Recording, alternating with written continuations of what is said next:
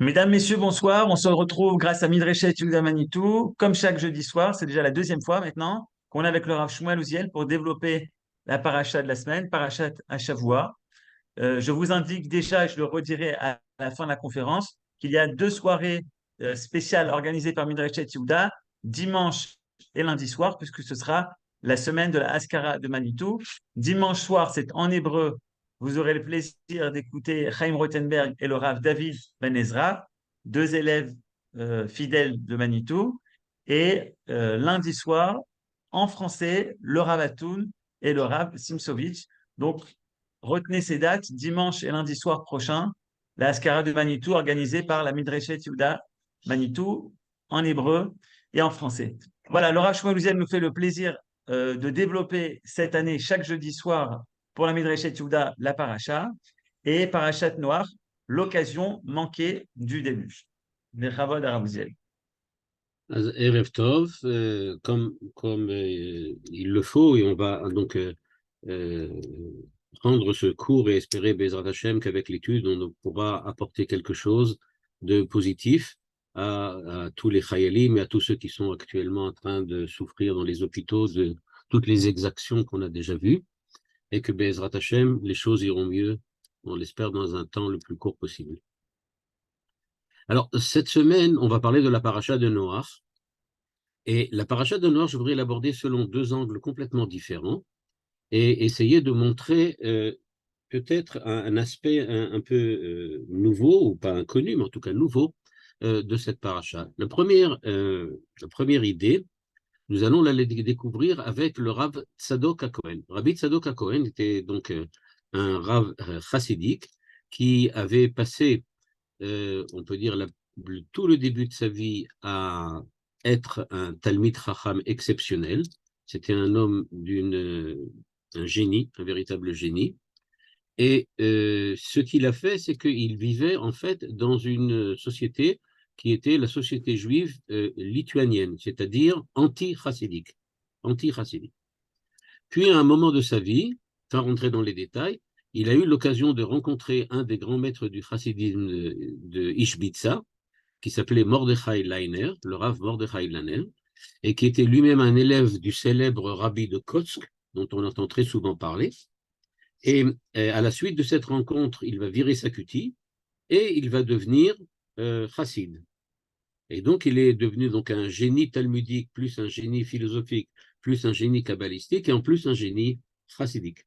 Et il va donc développer comme ça une pensée très, très autonome. Et il a écrit un certain nombre d'ouvrages.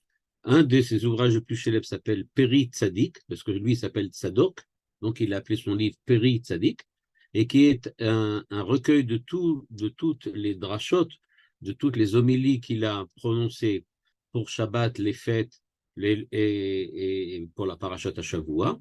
Puis encore encore une dizaine d'autres livres de Chassidut, dans lesquels il développe toutes sortes d'idées ou qui tournent tous autour de certains thèmes comme la tchouva ou bien les agadot de la Gemara ou bien même la fête de Purim, etc. Ce qui va nous intéresser, c'est qu'il a écrit un livre qui ressemble un petit peu, je dis un petit peu parce que c'est un peu le même but, le même dessin. Il a écrit un livre qui ressemble un petit peu au livre du Tanya que l'on retrouve chez les Lubavitch. Dans le livre du Tanya, donc le fondateur de la dynastie Lubavitch, le Rav Shneur Zalman, a écrit un guide, un véritable guide pour tout chassid qui ne peut pas rencontrer son maître, qui ne peut pas aller voir son maître et donc entendre de lui-même directement, de sa bouche, comment faire pour devenir un bon chassid. Il a écrit un livre qui permet à tout un chacun de pouvoir ainsi devenir un chassid, et bien qu'il ne rencontre pas son maître. Ici, c'est un petit peu différent, c'est pas exactement le même but, mais en tout cas, c'est un peu la même méthode.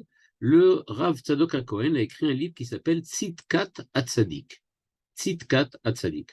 Et dans ce livre qui s'appelle Tzidkat HaTzadik, il donne une série des centaines de conseils à ceux qui essayent d'emprunter la voie chassidique et essayent de devenir donc des chassidim. Il leur donne toutes sortes de conseils et il leur précise pas peut-être de manière très très ordonnée, mais en tout cas de façon assez exhaustive, comment fait-on et comment peut-on devenir chassid, un vrai chassid. Et donc, c'est deux de ces conseils qu'on va lire maintenant. Pardon. Et dans ces deux conseils, on va voir qu'il va parler de la paracha. Il va parler de notre paracha. C'est-à-dire qu'il va faire référence à la paracha de Noach pour expliciter une certaine étape ou une certaine situation particulière d'un homme voulant devenir chassid, et ça va nous donner une indication sur la paracha, c'est-à-dire ça va nous donner une indication sur l'essence de l'événement de la paracha, à savoir ici le déluge. Alors, je vais vous montrer tout de suite le premier texte, vous allez voir, il est relativement court, et dans ce texte, le Rav Tzadok HaKohen, donc c'est le texte que vous avez maintenant devant vous, dans ce texte, le Rav Tzadok HaKohen, j'espère qu'il est assez grand, il va nous demander de nous mettre dans situation, et il nous dit la chose suivante. Je lis à la ligne 4. Donc ça se trouve, c'est le conseil 92. Il nous dit « Lif'amim niftach le adam madregot » Il existe des situations dans lesquelles un homme qui veut devenir chassid, qui veut devenir Oved Hashem, qui veut servir Dieu, eh bien, il a brusquement des occasions qui s'ouvrent devant lui. Ve'im urak lefi sha'a, ve'achar kach ne'elam. Et si jamais cette situation, cette occasion, ne s'ouvre que pour un temps, j'aurais pu dire restreint, réduit, puis disparaît, donc une occasion disparaît, ve'u choser le sourd, et lui, devant cette occasion, en fait, il n'en tire aucune conséquence positive, c'est-à-dire qu'il revient à sa conduite, pas mauvaise, mais pas bonne, liot meshuka beta'avot, c'est-à-dire qu'il revient et il retombe donc dans l'ornière de tous les désirs de jouissance qu'il avait déjà avant, c'est-à-dire qu'il se laisse aller. Yeshlo leitbonen velidog. Alors il doit commencer à être un peu angoissé. Pourquoi? Aderer shamrou beperek chelek bedor amaboul, comme puisqu'il est écrit dans la Gemara de Sanhedrin, au sujet de la génération du déluge, chez It Iman Me'en Olam Haba, que Dieu leur a donné l'occasion de ressentir ce qu'est le monde futur, que Desheyedou Matova Man'u Mehem, afin qu'ils puissent avoir conscience du bien que l'on va leur enlever. Dans sa traduction. Maintenant, on va essayer de comprendre et d'expliquer. Il nous dit la chose suivante.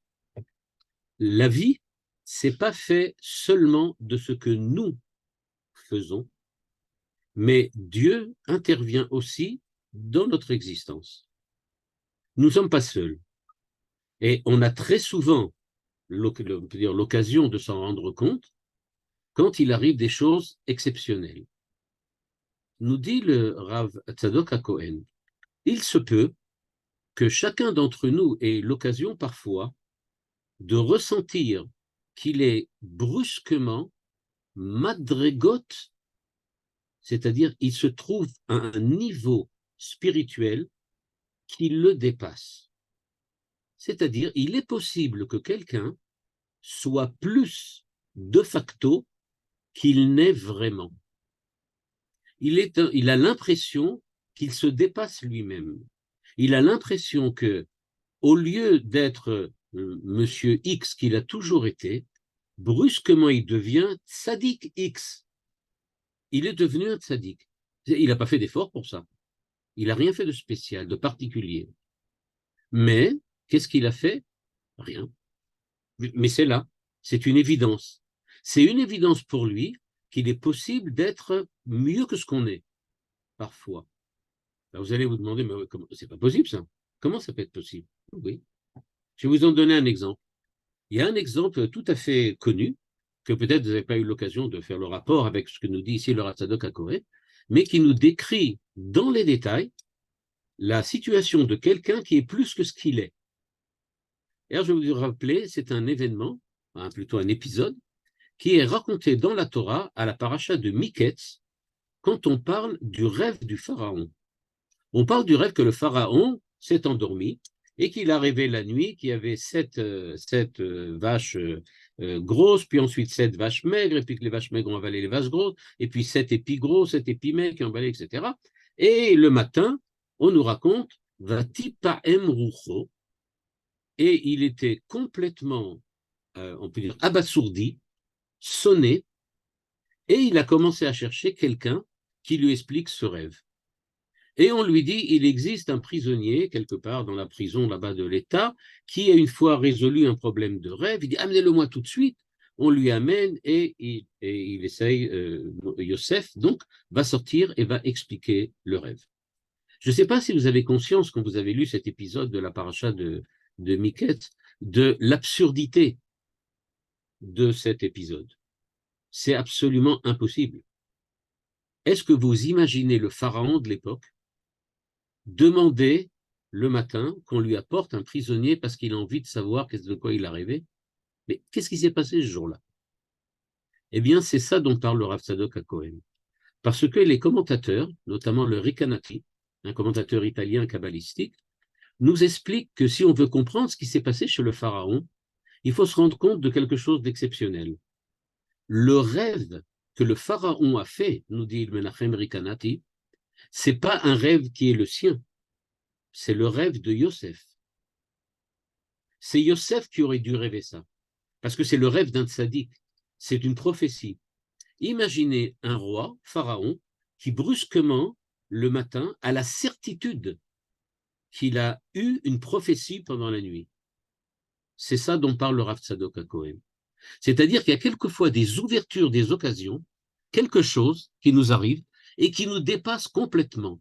Et donc le pharaon, nous dit Menachem Recanati, le pharaon se retrouve donc dans une situation dans laquelle il ne peut pas supporter de continuer à vivre en tant que pharaon, même une minute, si on ne lui explique pas qu'est-ce que c'est que cette prophétie qu'il vient de prophétiser.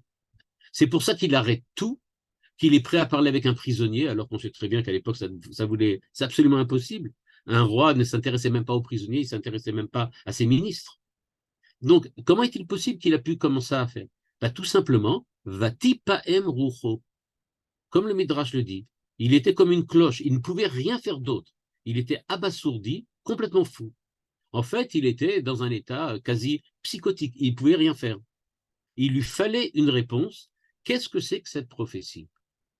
Et évidemment, Yosef vient et lui montre, t'as raison d'être comme tu es, c'est pas une prophétie pour toi. Moi, qui suis prophète, je sais ce que ça veut dire. Toi, tu peux pas comprendre. Et donc le pharaon lui dit, En Adam chacham venavon kamocha. Il lui dit, ok, j'ai compris. C'était ta prophétie, pas la mienne. Ok, Shabbat, je suis tranquille. C'est bon. Donc maintenant, nous dit le Rav Tzadok HaKohen, Lifamim niftach le Adam madrigot. C'est-à-dire, il y a quelquefois, parfois, dans la vie, on a véritablement l'impression qu'on se dépasse soi-même, on est mieux que ce qu'on est d'habitude, et on réussit à se conduire, à réfléchir, à penser comme si on était, je ne sais pas, un tzaddik, quelqu'un de beaucoup plus juste, quelqu'un de beaucoup plus pieux que ce qu'on est d'habitude. On se dépasse soi-même. Ça peut arriver. Nous dit le Rav Tzadok HaKohen, ça ne vient pas de toi, évidemment. C'est Dieu qui t'a envoyé ça. C'est Dieu qui t'envoie ça. Pourquoi? Parce qu'il veut essayer de te montrer ce vers quoi tu dois aller. Je pourrais donner un exemple peut-être plus simple. On assiste quelquefois à une dracha, à un cours, où on rencontre un homme exceptionnel, un tzaddik, un grand rave. Sur le moment, on est absolument pris grâce à sa personnalité et grâce à son savoir ou grâce à sa manière d'être. Et on a vraiment l'impression qu'on vit à un autre niveau. Après ça, évidemment, une fois que la rencontre est terminée, alors on retombe dans nos petits problèmes et on recommence à se comporter de la manière, quelquefois, pas tout à fait droite et juste. Donc, ça existe. Et donc, nous dit le Rav Tzadok HaKohen, si vraiment tu as brusquement une ouverture comme ça vers un monde de perfection qui n'est pas d'habitude le tien, brusquement tu te comportes autrement, tu te comportes bien, puis ça disparaît et tu retombes à ce que tu étais avant, sache que ça peut être extrêmement dangereux. Pourquoi? Parce que ça peut ressembler à ce qui s'est passé le jour du déluge. Pourquoi? Parce que nous dit le Rav Tzadok HaKohen, la Gemara nous dit qu'il y a eu 7 jours durant lesquels rien ne s'est passé. Noach a annoncé à sa génération, vous allez avoir le déluge. 7 jours se passent et le déluge commence. La Gemara demande, mais qu'est-ce qui s'est passé durant ces 7 jours? Pourquoi y a-t-il un arrêt comme ça? Qu'est-ce qui se passe? Et la Gemara répond, It iman me'en olam haba. Dieu leur a donné la possibilité de ressentir ce que c'est que le olam haba. Et donc, pendant 7 jours, la génération du déluge ont été véritablement transportés dans un autre monde, transportés dans une autre situation, dans un autre état, et ils étaient véritablement en présence du Olam Haba, en présence de Dieu. Ils ressentaient véritablement la présence divine. Mais pourquoi a-t-on fait ça? Parce que Dieu était en train de préparer leur punition, punition tragique, puisqu'ils vont tous disparaître, sauf Noach et ceux qui étaient avec lui. Et donc, tous vont disparaître, et Dieu voulait leur montrer ce qu'ils vont perdre si jamais ils ne font pas de tchouva. Donc, c'était, dit le Rav Tzadok HaKohen, une situation dans laquelle Dieu a choisi de leur donner, de les se faire, dépasser eux-mêmes pour leur montrer qu'ils ont la possibilité réelle d'être mieux que ce qu'ils sont. Ils ont la possibilité de faire tchouva. Il ne s'agit pas simplement, dit le Rav Tzadok HaKohen, de leur dire vous avez la capacité de pouvoir se repentir. Il leur montre qu'est-ce que c'est qu'un homme repenti. Et donc Dieu a montré à la génération du déluge, voilà ce que vous êtes vraiment. Vous êtes des tzadikim qui ont le droit au Olam Haba. C'est ça ce que vous êtes.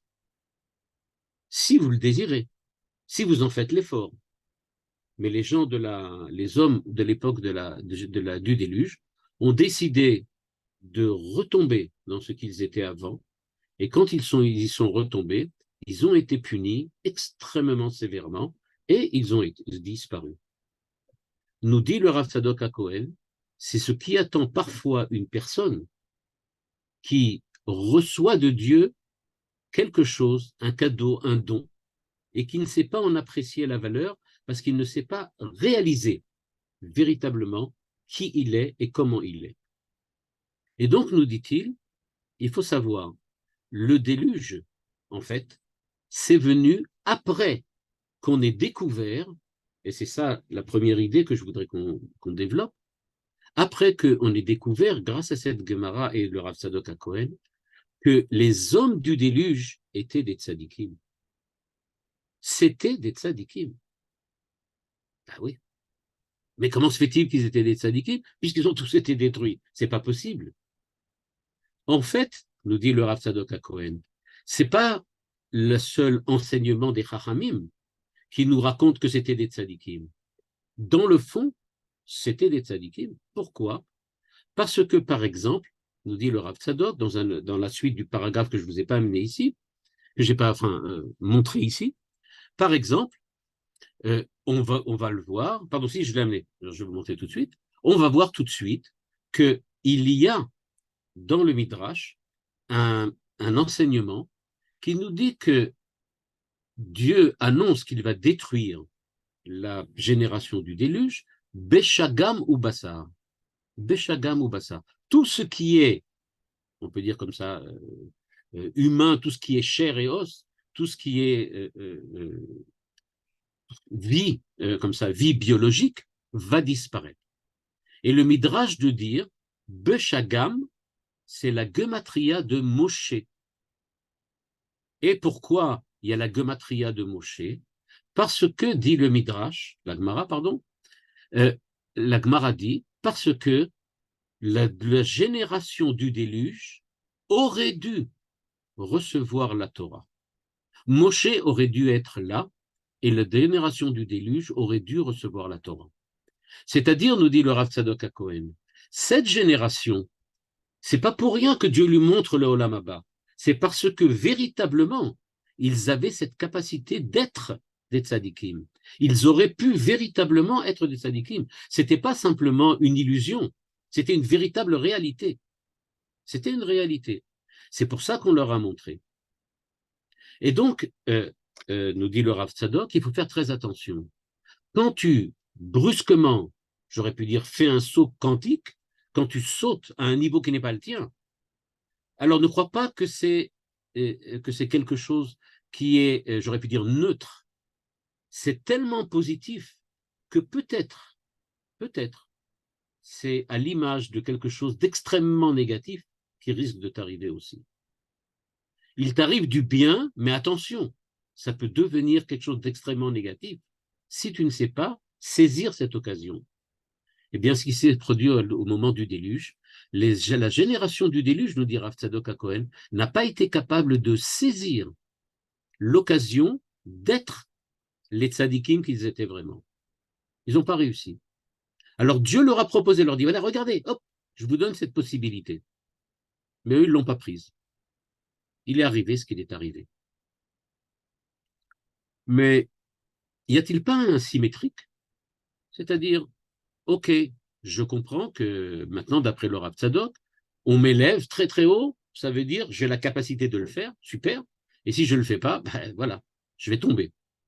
Nous dit le Rav Tzadok HaKohen dans le même livre, Tzidkat HaTzadik, un petit peu avant, quelques paragraphes avant, et il nous dit la chose suivante, ligne 8 maintenant, vous allez voir l'envers de la médaille, ou j'aurais pu dire l'autre côté, l'autre face.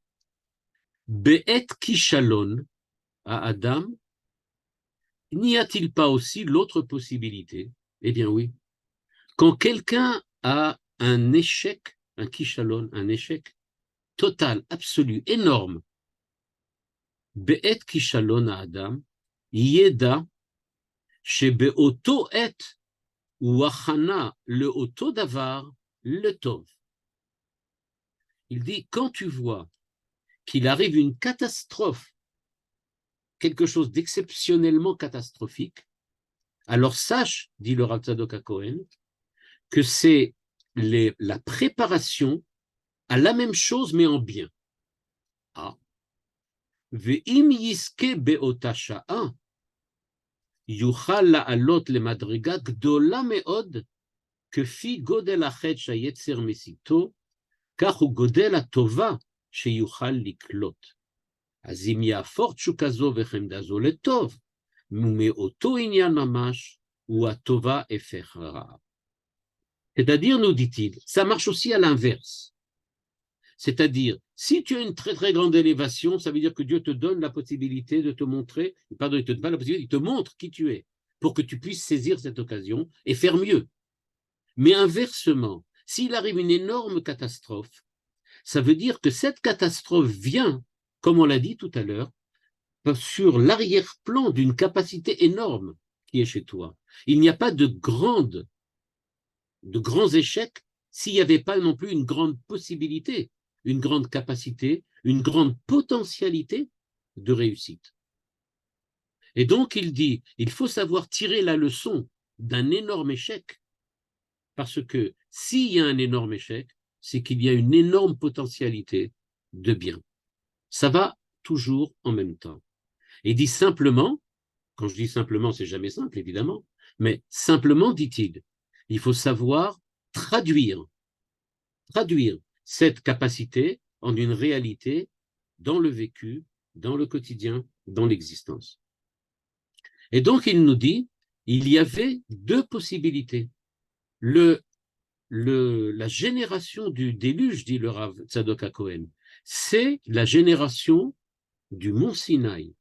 C'est la génération qui aurait dû recevoir la Torah de Moshe. Beshagam ou Moshe, dit le Rav Tzadok HaKohen. Je lis maintenant. Le Zohar dit-il, ligne 11, regardez, Be'et amaboul ayu re'uyim lekabel et Torah. Le moment du déluge, c'est pas pour rien qu'il est arrivé un déluge. Il est arrivé le déluge parce que c'était une génération qui était capable, susceptible, qui avait la potentialité de recevoir la Torah elle-même comme Moshe Rabbeinu avec le mont Sinaï. De la même manière. Et donc, dit-il, s'il n'y avait pas eu cette capacité, cette potentialité, jamais il y aurait eu le déluge. Le déluge est intervenu justement parce qu'ils étaient des tzadikim dans le fond. Mais des tzadikim qui décident de ne plus vouloir être tzadik et qui se comportent de la manière dont ils sont comportés, eh bien, leur potentialité n'amène que le déluge et la destruction totale et absolue. Et c'est pour ça, nous dit-il, qu'ils auraient pu recevoir la Torah, ve'en ma'im, et la Torah, l'eau, c'est la Torah. Ils ont été noyés dans l'eau de la Torah.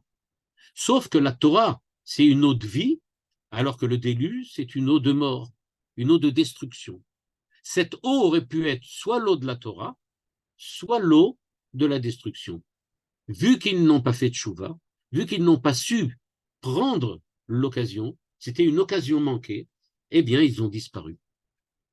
Et donc, il nous dit, il faut faire très attention, il faut savoir donc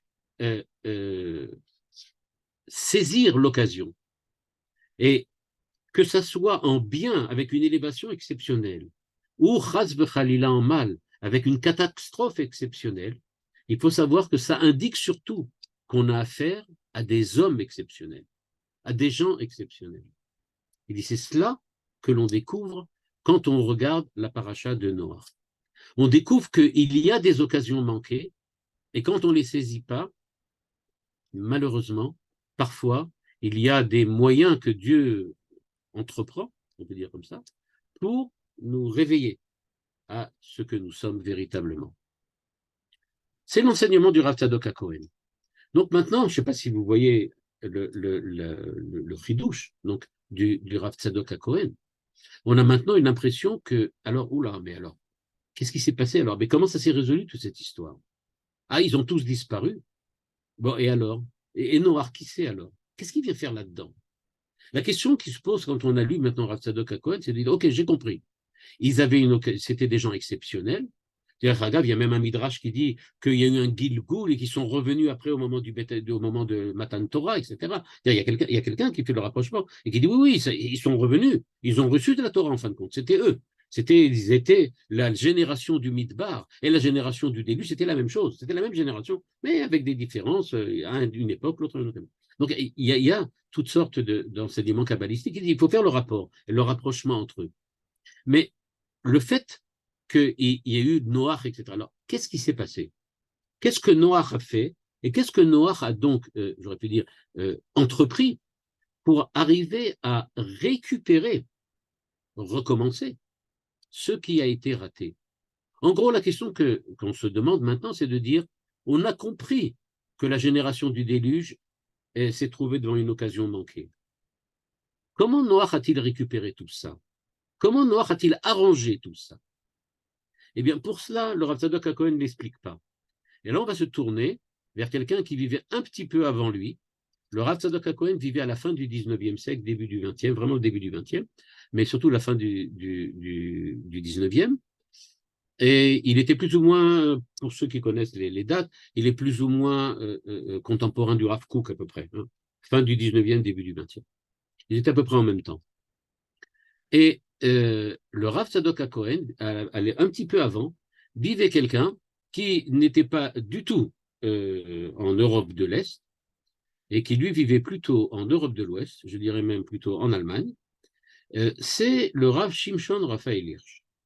Je suppose que tout le monde le connaît, il n'y a pas besoin de le présenter, mais le Rav Shimshon Raphaël Hirsch était donc Rav donc, en Allemagne. Et évidemment, il n'a aucun rapport avec la Kabbale, aucun rapport avec le chassidisme. Il était donc un juif allemand, un rave allemand, plutôt rationaliste, Et dans son enseignement sur la Torah, son problème était complètement différent que celui du Rav Tzadok HaKohen. Lui n'était pas chassid, c'est-à-dire que le Rav Hirsch n'avait pas à enseigner comment devenir chassid, comment devenir tzaddik. Lui, ce qu'il voulait, c'est enseigner comment devenir juif face aux problèmes de la modernité de l'époque, ou qui sont peut-être les mêmes qu'aujourd'hui, à peu de choses près. Mais en tout cas, comment réagir face à la modernité, c'était ça le problème du Rav Hirsch. Mais là, ça ne va pas tellement nous intéresser, parce que l'enseignement du Rav Hirsch n'a pas de rapport direct avec la modernité, comme vous allez le voir. Le Rav Hirsch nous dit, et vous allez voir que dans le commentaire du Rav Hirsch, on va trouver la réponse à ce que le Rav Tzadok HaKohen a laissé en blanc. Le Rav Tzadok nous a dit, voilà j'aurais pu dire le diagnostic de ce qui s'est produit au moment du déluge. Maintenant, on va voir comment le traitement que Dieu a décidé d'offrir à l'humanité par l'intermédiaire de Noach va répondre au diagnostic et aux problèmes que le Rav Tzadok HaKohen a soulevé. Voilà ce que nous dit le Rav Hirsch. Il nous dit qu'au moment où Noach est sorti de l'arche, la première chose qu'il a fait, c'est de construire un autel et d'apporter une offrande, un sacrifice. Et le Rav Hirsch de demander tout de suite, et il n'est pas le seul, mais qu'est-ce que c'est que cette aberration? De quoi il s'agit? On a demandé à Noach de sauver les animaux pour qu'ils puissent perdurer la vie animale après le déluge. Et lui, qu'est-ce qu'il fait? La première chose qu'il fait au moment où il sort, c'est de tuer enfin pas tous les animaux, mais une partie des animaux qu'on lui a demandé de sauver. Il dit, mais enfin, c'est pas normal. On t'a dit de prendre des animaux pour les sauver, pas pour les offrir. Et puis pourquoi Noach apporte un sacrifice? Pourquoi? Qu'est-ce qu'il fait? Qu'est-ce qu'il veut essayer de faire? Remercier Dieu? Et pourquoi? Pourquoi remercier maintenant? Pourquoi il n'en a pas apporté avant? On n'a jamais entendu parler que Noach avait apporté des sacrifices avant. Et enfin, évidemment, la troisième question, qui est peut-être la question la plus pertinente, c'est personne ne lui a demandé d'apporter un sacrifice. Pourquoi c'est la première chose à faire? D'autant plus que le Passouk nous dit, je ne sais pas si vous le savez, que Dieu a senti le parfum de l'offrande de Noach, et il a dit à la suite de ça, c'est fini, je ne ferai jamais plus de déluge. Et le Rav Hirsch de demander, mais quoi? Dieu a puni la génération du déluge. Il leur a demandé de faire tchouva, ils n'ont pas voulu, ce que le Rav Tzadok nous a raconté. Et maintenant, on se trouve, parce que et maintenant, c'est parce que le Noach apporte une offrande que Dieu décide d'arrêter. Mais pourquoi? Qu'est-ce qu'elle avait cette offrande de si particulier? Eh bien, regardez. Il va nous expliquer maintenant qu'est-ce que c'est qu'une offrande, qu'est-ce que c'est qu'un autel. Et grâce à ça, on va comprendre ce que Dieu attend en fait de l'humanité après le déluge. Il nous explique que l'autel, ça se dit en hébreu misbéar, c'est à la ligne 16 devant vous dans le texte que vous avez devant vous. Eh bien, un autel s'appelle misbéar. Et il nous dit quelle est la définition d'un autel. Quelle est la définition d'un autel? Il nous dit c'est une construction faite des mains de l'homme pour que la terre tout entière, je rajoute, mais c'est ça, la terre tout entière puisse s'élever vers le ciel, vers Dieu. C'est ça un autel. Et il dit, c'est pas pour rien que chez le Navi Yecheskel, on appelle le Misbéach Ar-El, la montagne de Dieu. C'est ce que nous dit le Rav Hirsch. Alors on est déjà un petit peu surpris, c'est-à-dire qu'on dit, on n'avait jamais entendu ça. L'autel, c'est fait pour quoi? Pour apporter une offrande. Pour qui? Pour l'homme. L'homme apporte une offrande. Pour qui? Pour l'envoyer à Dieu. Et donc, j'offre quelque chose. On connaît tous le Midrash qui dit que l'homme doit se voir, lui, à la place de l'offrande. C'est comme s'il s'offrait lui-même, c'est comme s'il reconnaissait ses fautes, comme s'il remerciait Dieu, c'est comme s'il était, etc., etc., tout ce qu'on connaît sur les sacrifices. Mais quel rapport ça avec la terre qui s'élève vers Dieu? En fait, dit le Rav Hirsch, il faut faire très attention.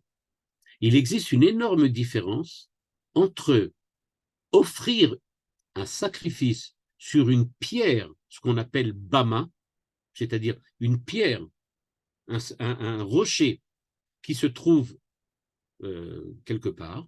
On prend sur un rocher, on offre quelque chose à Dieu et construire un autel. Parce que, dit-il, l'autel, c'est une dimension de la relation avec Dieu complètement différente de celle du rocher. Un autel, nous dit le Rav Hirsch, ça a pour but, ça a pour dessein de permettre l'élévation du monde entier grâce à l'ouvrage de l'homme. L'homme va devenir le vecteur qui amène avec lui, qui emporte avec lui l'ensemble du réel, aussi bien l'humanité que le monde animal ou végétal, ou simplement le monde minéral. Je rappelle que on offre du vin, on offre des animaux, on offre des végétaux, on offre de tout, de tous les niveaux. Et donc, on offre tout cela pour amener le monde entier à s'élever vers Dieu. Ce que nous dit le Rav Hirsch, c'est que en sortant de l'arche, Noé va offrir un sacrifice parce qu'il va montrer à partir de là qu'il a compris, lui, l'essence de la Avodat Hashem. La Avodat Hashem, nous dit le Rav Hirsch, c'est une avoda qui ne concerne pas seulement l'homme en tant que tel, mais l'homme comme représentant de l'ensemble de la réalité, de l'ensemble de la création. Nous avons été créés le dernier jour de la création parce que c'est nous qui vont, on peut dire, récapituler l'ensemble de la réalité, l'ensemble de la création pour la présenter à Dieu. C'est ça le Misbéach. C'est-à-dire que à l'époque du déluge, eh bien, les hommes n'avaient pas compris qu'ils devaient être les vecteurs vers Dieu. Eux se comportaient comme s'ils étaient le but en soi, la réalité en tant que telle. Pour eux, la finalité de l'homme sur terre, c'est d'être lui-même et de jouir lui-même du monde. Et donc, Dieu leur dit, mais regardez, vous pouvez avoir le Olam Haba, vous pouvez être beaucoup plus que ça, pas simplement jouir du monde parce que vous êtes dans le monde, mais pouvoir élever le monde, le présenter à Dieu. Dieu a créé le monde parce qu'il attend que ce monde-là le reconnaisse. Et comment le monde peut-il le reconnaître puisqu'il n'a pas conscience? Vous les hommes, vous êtes la conscience du monde. Vous êtes ceux qui peuvent permettre au monde d'être conscient. Vous seuls avez cette capacité d'être la conscience de la conscience. Avoir conscience qu'on a une conscience. Il dit donc c'est ça ce qu'on attend de vous, d'être des hommes libres, c'est-à-dire des hommes qui sont capables d'avoir conscience de ce qu'ils sont. Eh bien, nous dit-il, cette capacité de la liberté humaine, cette capacité de la conscience humaine, vous l'avez parce que le monde entier attend que vous l'utilisiez à des fins positives. Or, vous avez fauté, vous êtes resté enfermé sur vous-même et vous avez décidé d'être seulement des jouisseurs. On jouit du monde, on est là, on est bien, pourquoi s'embêter? Il suffit de prendre ce qu'on peut prendre. Donc, nous dit-il, qu'est-ce que fait l'autel? Eh bien, on appelle l'autel Misbéach dans la Torah, on l'appelle Misbach Adama Ta'aseli. Un autel de terre, tu me feras. Misbach Adama Ta'aseli. Le Rav Hirsch dit, c'est une mauvaise lecture du verset. Misbach Adama, ça veut dire que l'autel est comme une exturgence de la terre. C'est comme si la terre avait un bouton qui sortait et qu'on appelle l'autel. L'autel de la terre. L'autel provient de la terre. L'autel qui a pour origine la terre. Parce que, dit-il, c'est l'ensemble de la terre à Adama, toute la terre qui supporte les civilisations, qui supporte la création, qui doit venir se concentrer à l'intérieur de l'autel comme vecteur, comme canal pour se diriger vers le haut, vers Dieu.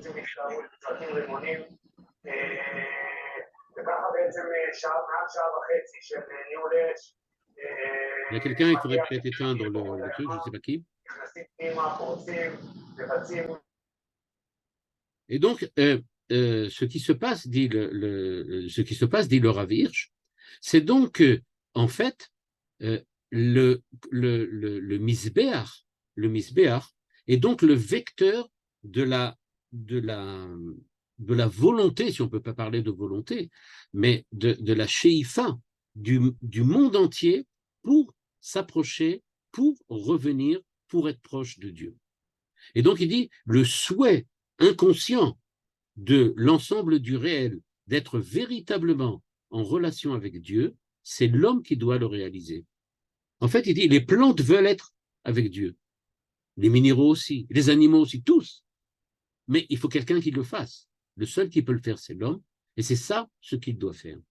Donc, quand Noach sort de l'arche, la première chose qu'il fait, c'est de faire un sacrifice, de montrer, je suis conscient, je suis le représentant de la conscience du monde. C'est moi qui vais permettre au monde, en fait, à la création, de revenir vers le Créateur. Dieu a créé le monde en disant, je t'éloigne de moi pour te voir vouloir revenir vers moi. J'attends de toi que tu prennes sur toi de revenir vers moi. L'homme étant ici le représentant, l'homme étant, on peut dire, l'ambassadeur du monde entier. Et le Rav Hirsch de rajouter cette phrase absolument géniale.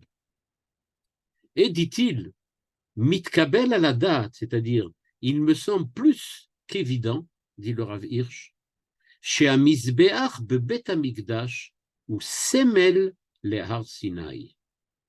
En fait, l'autel avec le sacrifice et les flammes, c'est l'image du mont Sinaï, dans lequel il y avait le mont Sinaï qui s'élevait au-dessus de la terre, mais pas très haut, il s'élevait. Et sur le mont Sinaï, il y avait une flamme en permanence. Il dit, en fait, quand on regarde le mont Sinaï, eh bien, qu'est-ce qu'on y voit? Un misbéach. On y voit un autel. Et donc, il nous dit, pourquoi le mont Sinaï? Qu'est-ce que ça a rapport avec le mont Sinaï? Parce que le mont Sinaï, c'est le don de la Torah, on l'avait dit. La génération du déluge, c'est en fait la génération qui a reçu la Torah. Ça aurait dû être la même, en fait, s'ils avaient véritablement su prendre conscience de qui ils étaient. Eh bien, nous dit maintenant le Rav Hirsch, eh bien, ça s'est réalisé. Ça y est, quand Noach est venu et qu'il a offert une offrande sur le misbéach, sur l'autel, eh bien, il a fait l'image de ce qui va se passer plus tard avec le don de la Torah sur le mont Sinaï. Mais au moment où où le Rav Hirsch donne cette interprétation, on comprend, nous, maintenant, véritablement, ce que veut dire le Rav Tzadok HaKohen. Le Rav Tzadok HaKohen nous avait dit, il y a une occasion manquée. Ceux qui étaient capables, susceptibles de recevoir la Torah ont en fait fauté et ils ont été les victimes du déluge. Nous dit le Rav Hirsch, c'est ça ce qu'a compris Noach. Et comment on le sait qu'il l'a compris? Parce qu'il a apporté une offrande sur un misbéach, sur un autel, qui est à l'image du mont Sinaï. Le mont Sinaï, c'est pas une offrande, c'est le contraire. C'est Dieu qui descend. L'autel, en principe, c'est l'homme qui monte, la terre entière qui monte vers Dieu. On a bien dit que l'autel, c'est j'apporte une offrande pour que toute la terre on peut dire, se concentre, se focalise sur l'autel pour s'élever vers Dieu. Donc, a priori, c'est une élévation. Alors que le mont Sinaï, c'est pas du tout une élévation, c'est le contraire. C'est une descente, c'est une révélation. C'est Dieu qui descend vers nous. Nous dit le Rav Hirsch, vous avez qu'à lire ce qui est écrit chez Rav Tzadok HaKohen. C'est la même chose. La révélation ou l'élévation, c'est exactement la même chose. Ce ne sont que les deux faces d'une seule et d'une même réalité. En fait, dit-il, Pourquoi y a-t-il révélation? Parce qu'il y a élévation. Et pourquoi il y a élévation? Parce qu'il y a révélation. Parce qu'en fait, dit le Rav Hirsch, ce qui est véritablement important dans l'enseignement du Rav Tzadok HaKohen, c'est de comprendre qu'en fait, Dieu attend une alliance. La notion qu'on avait vue chez Manitou et qui revenait et chez Néer, et qui revenait très souvent. Il y a une alliance entre l'homme et Dieu. Cette alliance, elle est en fait donc à deux directions, dans les deux sens. Et c'est une alliance qui va d'une part de Dieu vers l'homme. À ce moment-là, on parle de révélation, on parle du Sinaï, on parle de la parole de Dieu qui se dévoile à l'homme pour lui donner des mitzvot, pour lui donner la Torah. Et dans l'autre sens, on parle de l'élévation, c'est-à-dire la possibilité, grâce aux mitzvot, grâce à l'étude de la Torah, de prendre le monde entier et de le rendre, on peut dire, partenaire avec nous, associé avec nous, pour monter vers Dieu, c'est-à-dire pour être face à Dieu. Donc, dit-il, ce qui se passe, c'est que l'autel que a édifié Noach au moment où il est sorti de l'arche, eh bien, il n'a pas érigé simplement un monument, il a véritablement créé un canal, un vecteur, mais à deux directions. Il a créé, d'une part, la capacité de l'homme à être conscient que c'est grâce à lui que l'ensemble de la création peut devenir proche du Créateur, et de l'autre côté, il a créé la possibilité pour Dieu d'être en contact avec l'homme et de lui donner ce qui lui manque, lui parler, lui offrir la Torah, les mitzvot et la Hashgacha durant son histoire. Donc c'est toute l'histoire humaine, dit le Rav Hirsch, qui se joue maintenant devant nous. Si jamais Noach en sortant n'avait pas construit, érigé cet autel, ça aurait prouvé que jamais le déluge ne se serait terminé. Le déluge est vraiment terminé quand l'homme prend conscience qu'il est un homme. C'est pour ça que Dieu dit « Ah, j'ai compris. Si l'homme a construit un autel, si l'homme a porté un sacrifice, alors je comprends, il n'y aura plus jamais de déluge. » Parce que si l'homme n'avait pas construit effectivement l'autel, nous dit le Rav Hirsch, il y aurait pu avoir un autre déluge. Le déluge aurait pu continuer. Ce n'était pas quelque chose qui était une seule fois, ça aurait pu encore continuer d'autres fois. Il fallait que véritablement l'humanité prenne conscience que c'est un espèce de partenariat que Dieu nous invite. Il nous invite à un partenariat dans lequel nous avons notre fonction à remplir et Dieu, lui, remplira sa fonction en parallèle avec ce que nous faisons. Et donc, c'est bien cela, nous dit le Rav Hirsch, qu'il faut comprendre. Quand, par exemple, la Torah insiste sur un des corbanotes, on verra quand on étudiera le livre de Vaïkra, comment le Rav Hirsch interprète les corbanotes, mais il nous dit qu'il y a un corban très particulier, un corbanola qu'on apporte et qui est tout simplement brûlé sur l'autel, qui s'appelle le korban atamid. Korban tamid, tout le temps. Et ce tamid, il y en a un le matin, un le soir. Le Rav Hirsch, ici, ne va pas rentrer trop dans les détails, il le dit d'ailleurs à la fin de son commentaire, si vous ouvrez le commentaire du Rav Hirsch sur la paracha, vous verrez qu'à la fin, il dit, ce que je dis là sur l'autel et ce que je dis sur les korbanot, c'est rien du tout par rapport à ce que je vais dire dans le livre de Vaïkra, mais bon, puisqu'ici, on parle du premier autel avec de premières offrandes, il fallait bien que je dise quelque chose qui donne une idée de quoi on parle. Mais il dit là-bas, il nous dit, qu'est-ce que ça veut dire korban tamid? Korban tamid, c'est un korban qu'on amène matin et soir, bon, c'est-à-dire tout le temps. Et alors, le Rav Hirsch de demander, mais sur quoi on doit insister? Qu'est-ce qu'on doit faire tout le temps? Qu'est-ce qu'on doit faire tout le temps? Eh bien, regardez, c'est à la ligne 24, un éclair de génie, comme beaucoup chez le Rav Hirsch, se dit en passant. Ligne 24. A korban atamid mesamel et a itradshut ayomit anitzrit shel neder naase venishma. Pourquoi doit-on amener un korban tamid? Parce qu'on doit rappeler tout le temps qu'on a dit au moment de recevoir la Torah, naase venishma, matin et soir. Matin et soir, on doit dire Naase Venishma. Il dit, c'est ça le Korban Tamid. On verra quand on étudiera le Korban Tamid dans le livre de Vaïkra, véritablement pourquoi ça ressort bien de ce que des halachot, on va dire, des lois et des injonctions qui concernent le Korban Tamid. Mais il nous dit le Rav Hirsch, c'est ça. C'est ça. Et donc, le Noach sort, il offre un Korban. Et il dit, c'est un Korban Tamid. C'est ce que nous dit le Rav Hirsch. C'est un Korban Tamid. Le Korban Tamid, c'est justement Naase Venishma. Cette génération qui aurait dû recevoir la Torah et qui ne l'a pas reçue, qui a raté l'occasion, qui a disparu tragiquement, eh bien, cette génération, quand elle va revenir à elle-même, beaucoup plus tard, ça sera au moment du don de la Torah avec Moshe, elle dira Naase Venishma. Et pour renforcer ce Naase Venishma, pour éviter qu'on retombe, Chas v'Chalila, encore une fois, dans quelque chose qui pourrait ressembler au déluge, eh bien, on va apporter un Korban Tamid matin et soir, dans lequel, pour rappeler, Naase Venishma. Il faut savoir faire.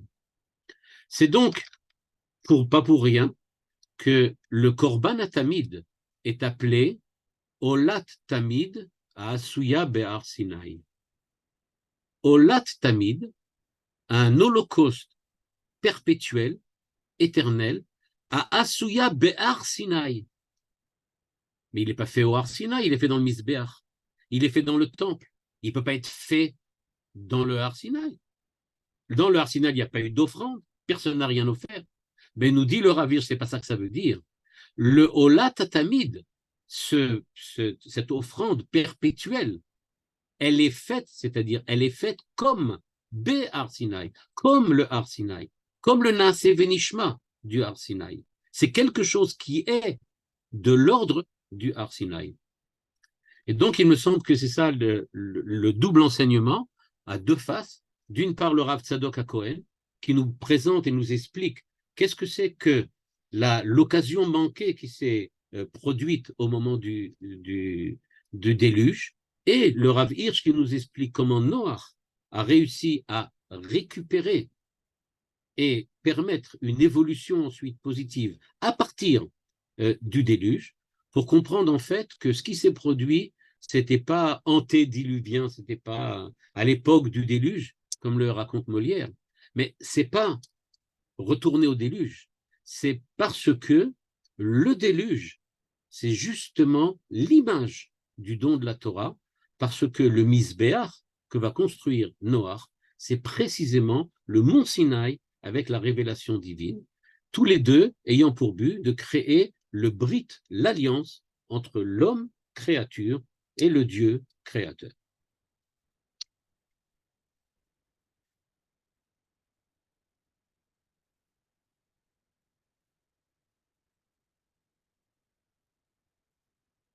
Bon, si vous avez des questions, j'espère que vous pouvez ouvrir les... Oui, moi je voudrais, Makasha.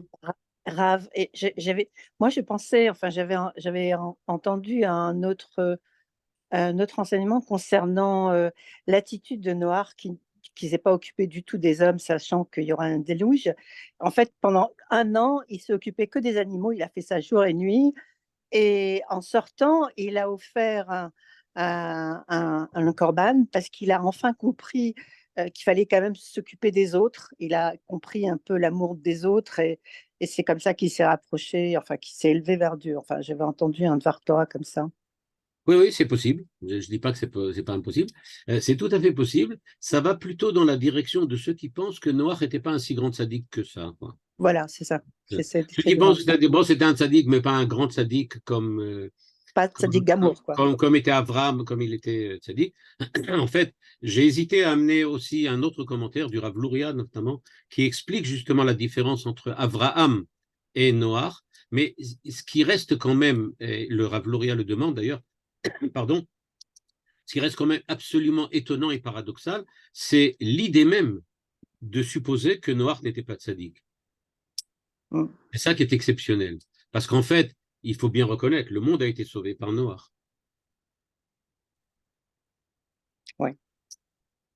Donc en fait, s'il n'est pas tzaddik, c'est pas qu'il n'est pas tzaddik, il n'est pas tzaddik comme Abraham. Mais de là à dire qu'il voulait s'occuper seulement des animaux, etc., Je ne dis pas que c'est impossible à dire, Non, mais non, je c'est dis pas qu'en tout ça. cas, C'est pas ça que.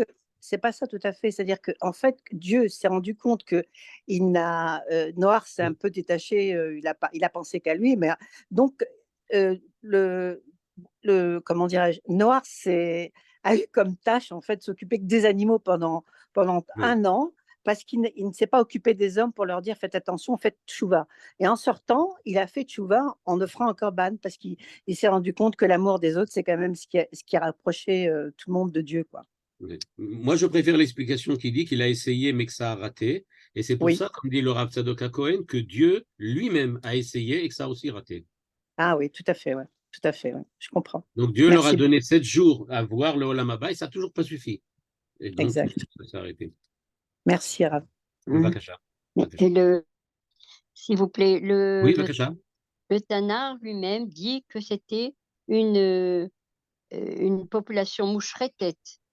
Alors, Oui. je ne vois pas où est la petite coûte de cette dont parle le Rav. Le Rav, D'où est-ce qu'elle est la tzidkout? Bah, oui, on parle des fautes de cette génération. On parle pas de exact, la. exact, tout à fait. Ben, c'est ça ce qu'on leur reproche. On reproche à ces tzadikim de s'être comportés comme des gens mouchratim. C'est-à-dire que on peut dire de quelqu'un qu'il est mouchrat que s'il a la capacité d'être sadique. Or, Dieu, qui connaissait l'intériorité, qui peut lire dans, comme on dit comme ça, avec Klayot Valev, qui est capable de lire dans le cœur des hommes, a vu qu'à cette époque, c'était des gens qui avaient vraiment la potentialité, la capacité d'être tzadikim. Il leur a montré, vous méritez le Olam Haba. Regardez le Olam Haba.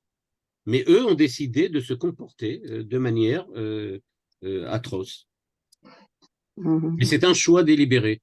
Il faut savoir, c'est ce qu'on avait vu une fois dans un cours sur Neher, je crois, j'avais parlé, que Neher pense notamment que la liberté humaine va jusqu'au point dans lequel l'homme peut refuser d'être ce qu'il est vraiment lui aussi et se comporter comme un animal. Ce qu'on a vu aujourd'hui. Parce que malheureusement, on a vu que, comme une fois quelqu'un a dit, c'est une insulte pour le règne animal de dire que le Hamas s'est comporté comme un animal. Parce que les animaux ne se comportent pas comme ça. Et cette semaine qu'on a donnée en plus, on dit que c'est pour l'enterrement de Metouchellar. C'est vrai, c'est le même, c'est très bien, vous avez cité la source du Rav Tzadok HaKohen. Le Rav Tzadok HaKohen cite dans son commentaire, je ne l'ai pas amené là, j'ai juste montré la passage où il parle des 7 jours du Olam Haba, parce qu'il cite aussi les autres, dans la même Gemara, dans Choulin, pardon, dans Sanhedrin, il y a exactement ce que vous dites, qu'il y en a qui disent que 7 jours c'était pour l'enterrement de Metouchellar. Il y en a qui disent que les 7 jours, ce n'était pas pour l'enterrement de Metouchellar, mais c'était pour encore une autre raison. Il y a 4 raisons là-bas. Et le Rav Tzadok HaKohen les ramène les 4. Et il explicite surtout celle-là avec le Olam Haba. Et il dit que les autres sont en fait une autre manière de dire que c'était le Olam Haba. Il parle des tzadikim notamment. Il dit voilà, on leur montre que voilà, vous pouvez être des tzadikim comme Metouchellar. Merci. Bevakasha.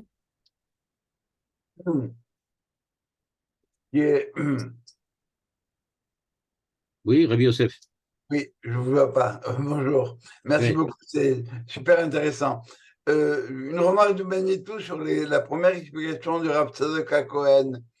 Manitou ajoute, ben voilà, il leur a donné toute l'ambroisie du monde parce qu'en fin de compte, ils ont vécu et ils méritaient une récompense pour pouvoir accepter de vivre. C'est pas évident et ça, ils voulaient leur ramasser, ben ils n'ont eu qu'à ramasser, voilà, c'est tout.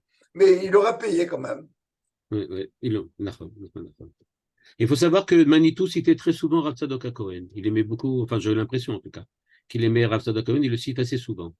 Notamment en ce qui concerne l'arrêt de la prophétie, il y a un enseignement exceptionnel du Rav Tzadok HaKohen qui n'a pas de rapport direct avec la paracha, mais qui vaut le coup d'être rappelé, c'est que le Rav Tzadok HaKohen dit que la prophétie, quand la prophétie s'arrête, la philosophie commence. Et Manitou utilise ça très souvent, en disant c'est par l'arrêt de la prophétie qu'on a parti dans la direction. C'est un enseignement du Rav Tzadok HaKohen. Il y a tout un article dans Targum qui montre que Noah, en fin de compte, Targum, c'est la revue d'Orsay. Hein. Oui, il y a longtemps, oui. Oui, c'est très, très longtemps. Qui montre qu'en fin de compte, c'est le Rav Rubinstein, je crois, qui dit que, en fin de compte, Noah, il n'était pas si si il s'en foutait pas tellement du monde. En fin de compte, il est rentré parce qu'il était poussé par les autres du déluge, mais il voulait pas rentrer. Mais il n'a pas été assez ferme. J'aurais dû dire non, je rentre pas. Il ne faut pas oublier que Noach est appelé Noach parce qu'on dit Zeyenachamenu. C'est lui qui va apporter la Nechama. C'est le Mashiach. En fait, Noach, c'est le Mashiach. Oui, mais c'est aussi, on parle aussi de Ménoach. De Ménoach aussi, oui. C'est parce qu'il est aussi responsable de ce qui se passe, de la même manière que, par exemple, quand quelqu'un a commis un meurtre par inadvertance, alors il est envoyé dans les villes de refuge et il reste là-bas jusqu'à la mort du Kohen Gadol, parce qu'on dit que le Kohen Gadol, qui est le grand éducateur, en fait, de la génération, n'a sûrement pas fait son travail, sinon il ne serait pas arrivé à un tel accident, cet homme-là. Donc, il a une certaine responsabilité. Noach est un peu comme le Kohen Gadol. Là, je ne suis pas rentré là-dedans, mais il y a cette idée-là que Noach est comme le Kohen Gadol dans le Beth Amikdash, avec son misbeach et son truc. Et au fait, il ressemble, Beshagam ou Bassar, il ressemble à Moshe qui est lui debout sur le mont Sinaï avec la flamme en haut. C'est une équivalence entre les deux. Il est plutôt comme Aaron que comme Moshe. Merci beaucoup. Bevakasha.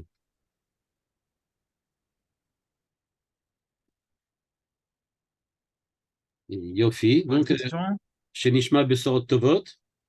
Amen.